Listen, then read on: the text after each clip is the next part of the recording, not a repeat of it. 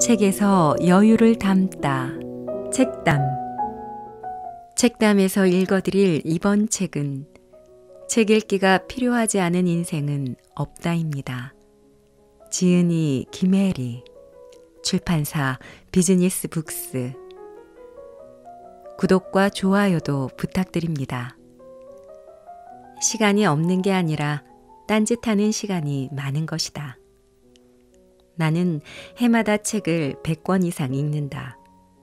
어떤 해는 150권 남짓 읽기도 하고 어떤 해는 100권을 못 채우기도 한다. 하지만 아무리 못 읽어도 매년 50권 정도는 읽는다. 아이를 키우고 살림을 하면서 심지어 매년 책을 쓰고 개인 사업을 하고 독서 모임을 운영하고 외부 강연까지 진행하면서 말이다. 평소 책을 얼마나 읽느냐는 질문을 자주 받는데 1년에 100권 정도요 하고 대답하면 대부분의 사람들은 깜짝 놀란다. 사실 과학적으로 계산해봐도 1년에 100권은 그리 엄청난 숫자가 아니다.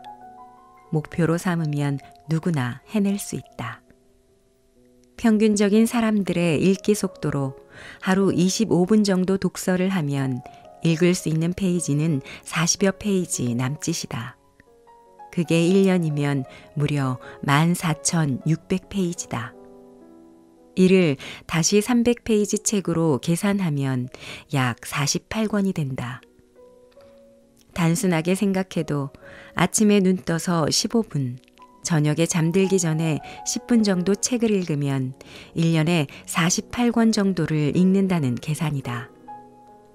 그렇다면 여기에 1.5배인 60페이지를 매일 읽으면 어떤 일이 벌어질까? 읽는 속도가 조금 빠른 사람은 30분에 5, 60페이지도 충분히 읽을 수 있다. 그러면 1년에 총 21,900페이지를 읽는 것이고 책으로 치면 73권 분량이다. 이쯤 되면 내가 왜 100권 읽기는 마음만 먹으면 누구나 할 수 있다고 했는지 이해할 것이다. 소소한 시간에 힘을 모아 1년에 100권. 하루 20-30분 독서는 크게 애쓰거나 고통스럽게 노력해야만 하는 시간이 아니다. 그런데 이런 하루 30분의 독서가 1년이면 70권 이상이 되는 것이다. 만약 하루 30분 독서 습관을 10년간 유지한다면 어떨까? 내 삶이, 내 세계가 달라질 것이다. 매일 30분 독서는 힘이 약하지만 이를 10년간 이어간다면 세상을 살아가는 가장 강력한 무기를 가진 셈이다. 무려 730권의 책을 읽게 되기 때문이다. 30분씩 책을 읽는 게 너무 길게 느껴진다면 과감하게 절반을 뚝 잘라 15분씩 독서를 한다고 해보자. 어떤 일을 하루 15분간 한다는 건 하찮고 우스운 일처럼 여겨질 수도 있다.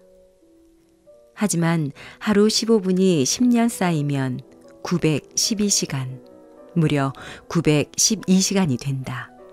매일 점심 먹고 15분간 책을 읽는다면 그 아무것도 아닌 일이 10년이면 912시간의 공을 쏟은 엄청난 일이 되는 셈이다. 마지막으로 아이가 너무 어려서 회사에 막 입사해서 시간이 진짜로 없다 하는 사람이 있다고 가정해보자. 하루 15분의 여유도 도저히 낼 수 없다면 일주일에 딱 한 번만 어떤 일을 해보는 거다. 일주일에 한 번이 10년간 쌓이면 또 어떻게 될까? 무려 그 일을 520여 차례나 한 사람이 된다. 생각이 여기까지 미치자 독서 외에도 10년의 시간을 축적의 기회로 삼아 이어갈 수 있는 즐거운 일을 찾아보는 것도 좋겠다. 일주일에 딱 한 번만 독서를 해도 10년이면 520번이나 독서한 사람, 일주일에 딱 한 번만 미술작품 공부를 해도 10년이면 520개 작품을 이해하는 사람이 되는 거다. 그 밖에도 다양하게 적용이 가능하다. 일주일에 한 번 베이킹하기, 일주일에 한 번 뜻이 맞는 이들과 봉사하기. 일주일에 한 번 고전 영화를 보고 감상평 기록하기. 이렇게 쉬엄쉬엄 해도 10년을 하면 520번이다. 알다시피 10년이란 시간은 정말 빨리 지나간다. 그 일을 해도 가고 안 해도 간다. 결론을 정리하면 나는 하루 30분에서 1시간 독서로 1년에 100권가량 책을 읽는다. 힘들고 고통스러운 의무감으로 읽는 게 아니라 쉽고 편하게, 게다가 사람들의 생각만큼 엄청난 시간을 투자하지 않고 100권씩 읽는 것이다. 물론 모두가 100권씩 읽어야 하는 건 절대 아니다. 나의 경우 직업 특성상 독서가 곧 일의 연장이기도 해서 매일 일정 시간을 독서에 할애한다. 이제 시간이 없어서 책을 못 읽는다는 핑계를 지우고 명확한 사실을 숫자로 확인해 보길 바란다. 매일 15분은 너무나 하찮지만 그렇게 투입되는 15분이 3년, 5년, 10년 동안 쌓인다면 엄청난 격차가 생길 수밖에 없다. 내년 혹은 다음 달부터 계획할 필요도 없다. 당장 내일부터 하루 15분, 20분만 책을 읽자.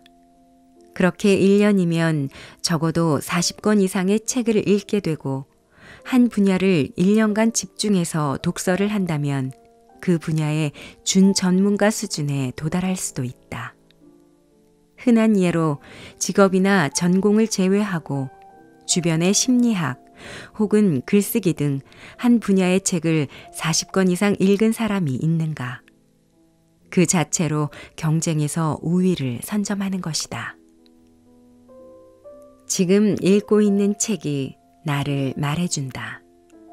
이 책을 집어들었다면 분명 독서에 대한 고민을 가진 사람일 것이다. 그렇다면 한 번이라도 이런 의문을 가져본 적이 있는가? 나는 왜 책을 읽으려고 할까? 이 질문에 많은 사람들은 이렇게 대답할 것이다. 일단 책을 읽으면 좋은 거 아닌가요? 자기 개발을 위해서요. 독서가 삶을 변화시킨다고 하니까. 이런 뻔한 대답 말고 당신만이 답할 수 있는 이유 말이다. 그걸 찾아야 한다. 다시 한번 자기 자신에게 물어보자. 나는 대체 왜 책을 읽으려고 하는 걸까? 최근에 만난 어떤 사람은 이 질문에 이렇게 대답했다. 집중의 성취를 위해서요. 책에 빠지는 그 순간만큼은 세상과 단절되는 것 같아요. 저는 독서를 하면 마치 명상을 한 것과 비슷한 효과가 나타나요. 뜻밖의 대답이었지만 무척 신선했다. 천편일률적인 대답 속에서 오래 기억에 남았다. 누군가는 또 이렇게 말했다. 삶에서 절대로 나를 배신하지 않는 것이 몇 개 있는데 그중 확실한 게 바로 책이더라고요. 읽은 시간은 어떤 식으로든 보상받아요. 책을 읽는 이유는 시간이 지나면서 달라지기도 한다. 나는 우울하고 힘든 마음을 이겨내려고 책을 읽었고 시간이 지나서는 책 읽기 자체가 재미있고 행복해서 책을 읽었다. 스트레스를 해소하려고 열심히 읽은 적도 있고 앞날이 불안하고 방향을 잃어버려 답을 구하기 위해 책을 읽기도 했다. 요즘은 선택 독서를 한다. 배우고 공부하려는 목적으로 한 분야의 책을 집중적으로 읽는다. 새로운 관점을 갖고자 책을 보는 사람도 있을 것이다. 내 눈으로만 보던 세상을 100명, 300명의 눈으로 바라보기 위해 책을 읽는 것이다. 언어의 세계가 넓어진다는 것은 인식의 세계가 넓어진다는 증거니까. 외로워서 책을 읽는 사람도 분명 있을 것이다. 관계에 치이고 상처받아 혼자만의 세계로 들어가고자 책을 찾는 것이다. 나의 경험상 이때의 독서는 살짝 위험하다.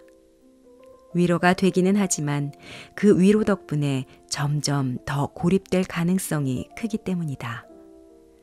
콤플렉스 때문에 책을 보는 사람도 있다. 가령 상사가 내뱉은 너는 대체 잘하는 게 뭐냐 따위의 갑질 멘트에 놀라 퇴근 후 닥치는 대로 업무 관련 책을 읽는다. 책에서 돌파구를 찾는 것이다. 이것이 바로 나는 왜 책을 읽는가를 고민해야 하는 이유다.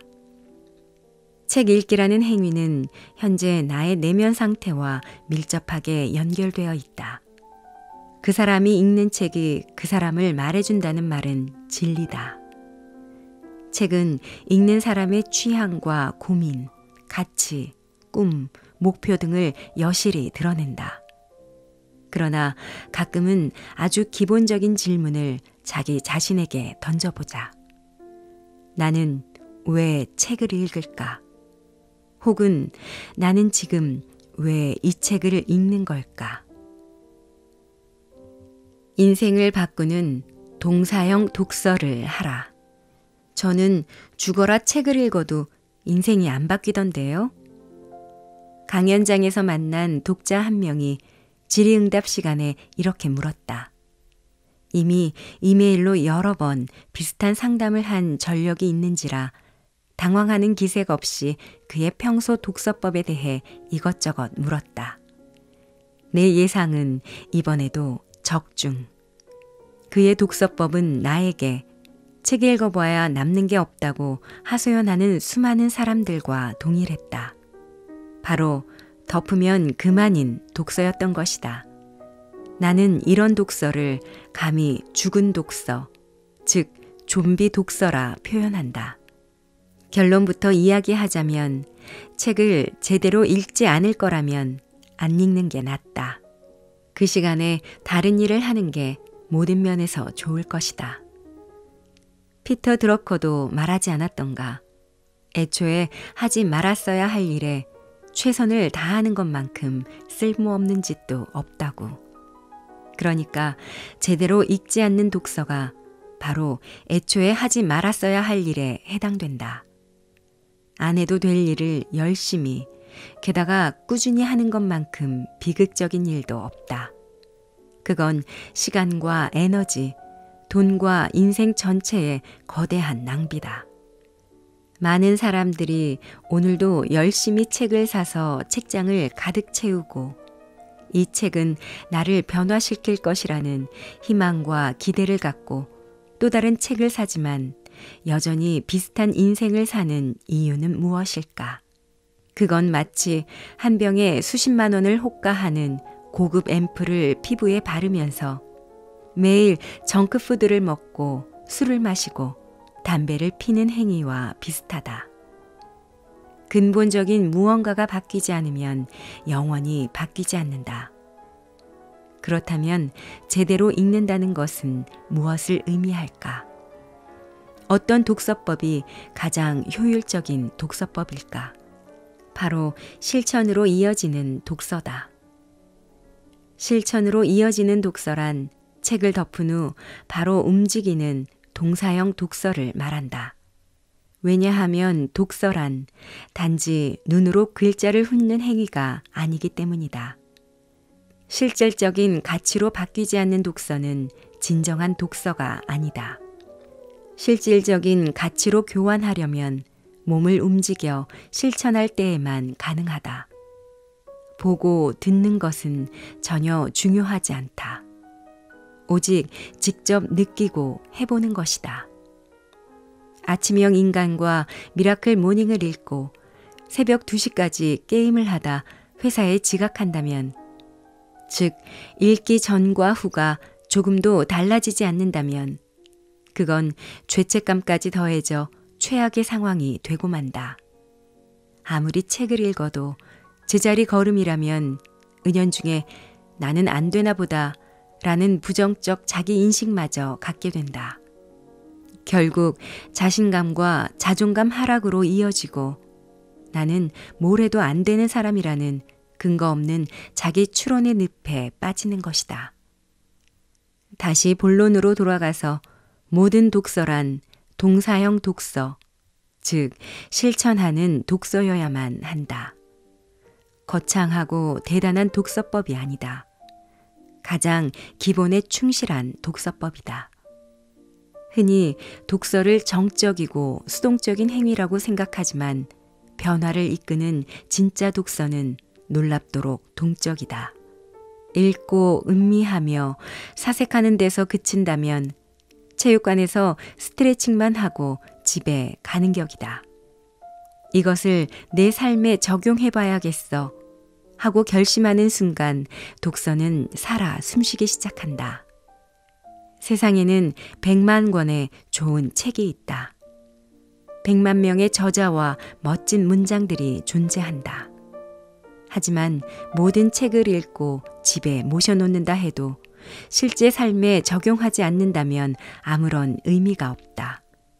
소각해도 그만인 쓰레기가 될 뿐이다. 종이책에 생명을 불어넣는 것은 철저히 읽는 사람의 몫이다. 노트 한 권으로 완성되는 실천 독서.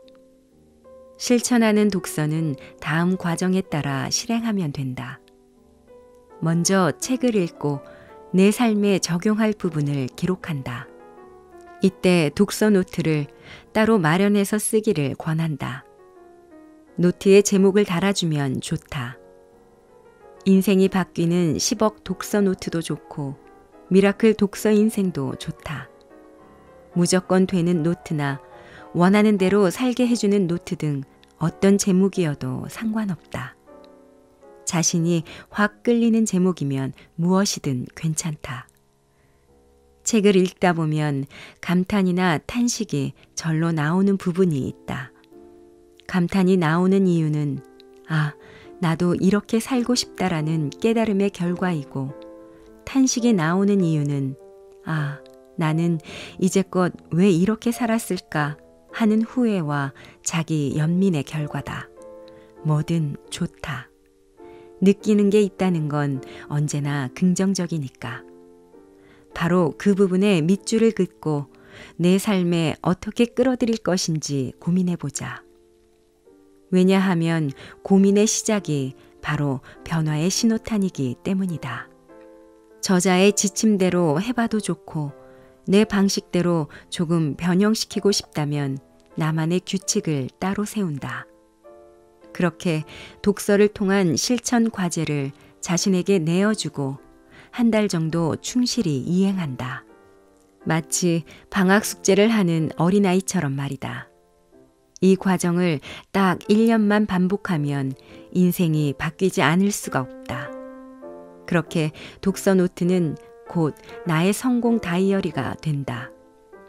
반드시 예시와 같은 순서로 기록할 필요는 없다. 중요한 건 2가지다.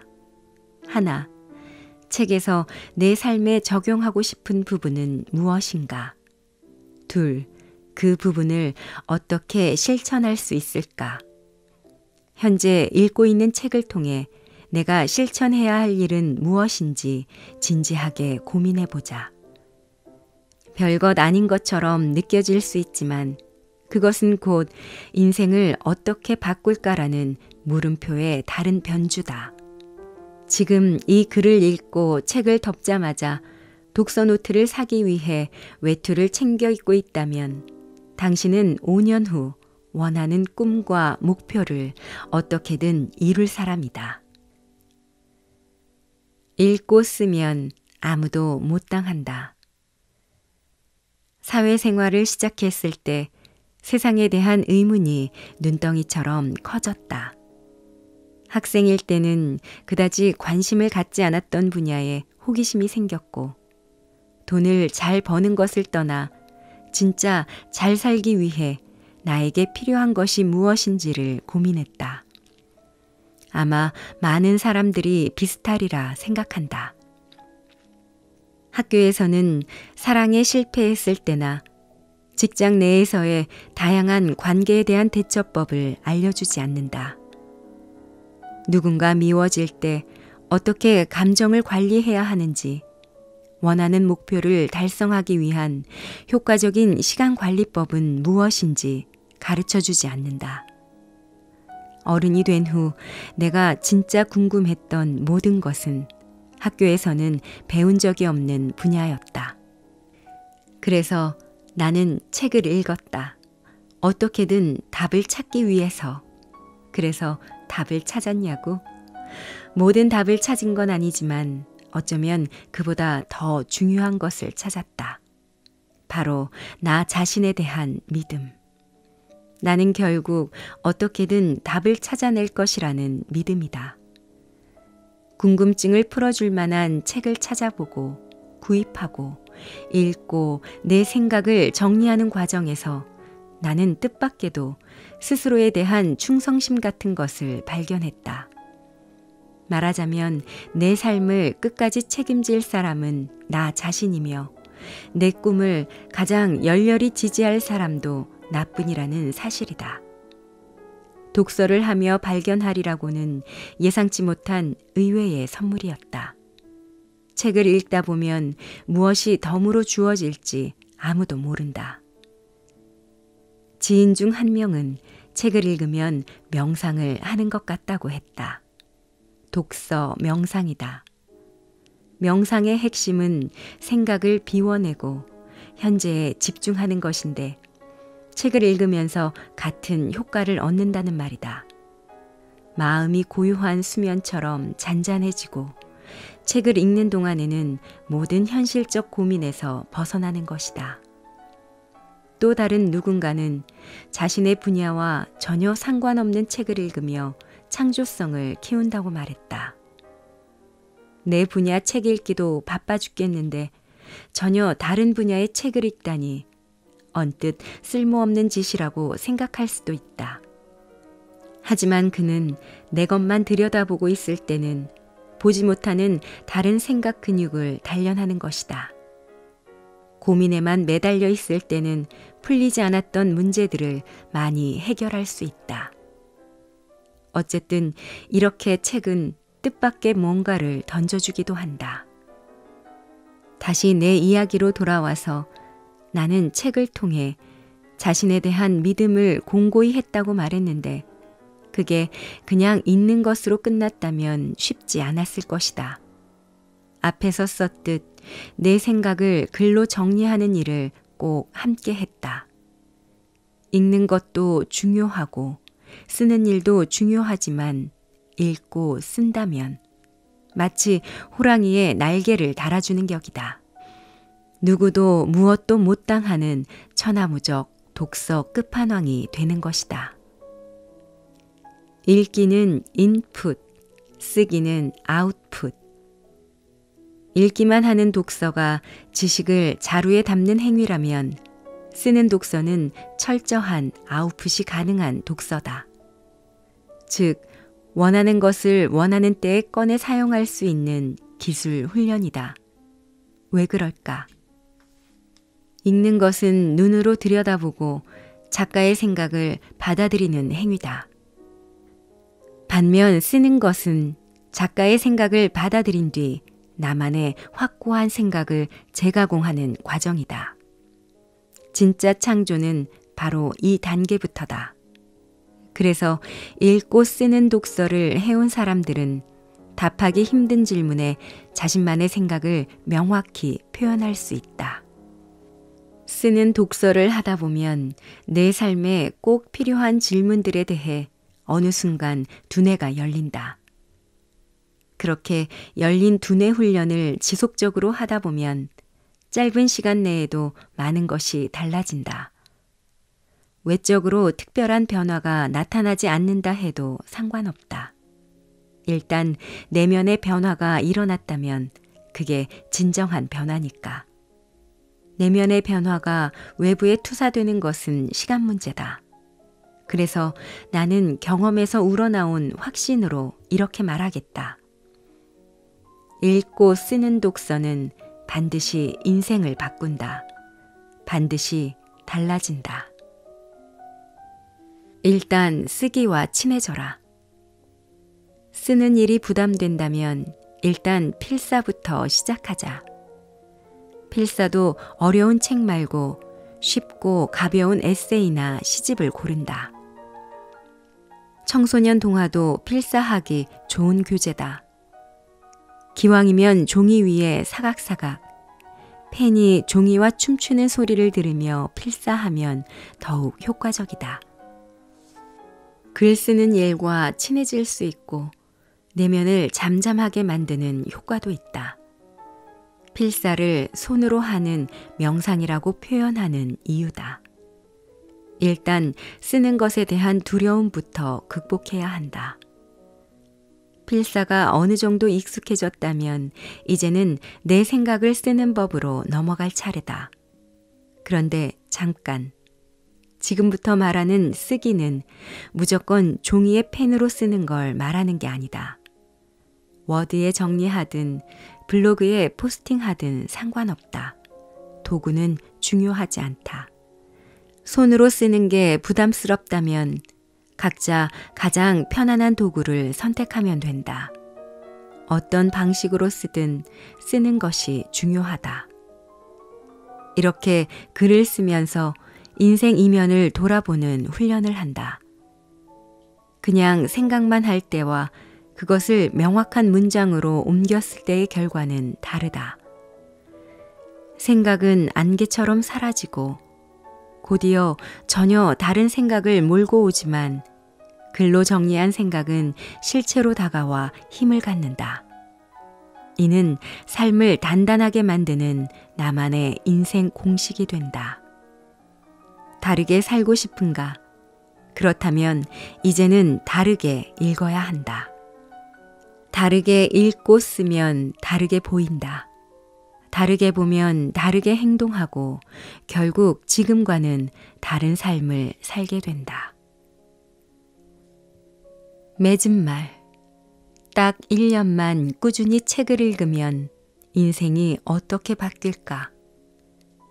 30이 넘어 발견한 놀라운 사실 중 하나는 나이를 먹었다고 전부 성숙해지는 건 아니라는 것이다. 20살 때는 30대를 바라보며 저 나이가 되면 삶이 얼마나 안정되고 평화로울까 생각했었다. 30대는 전부 지혜롭고 현명한 결정만 내릴 줄 알았다.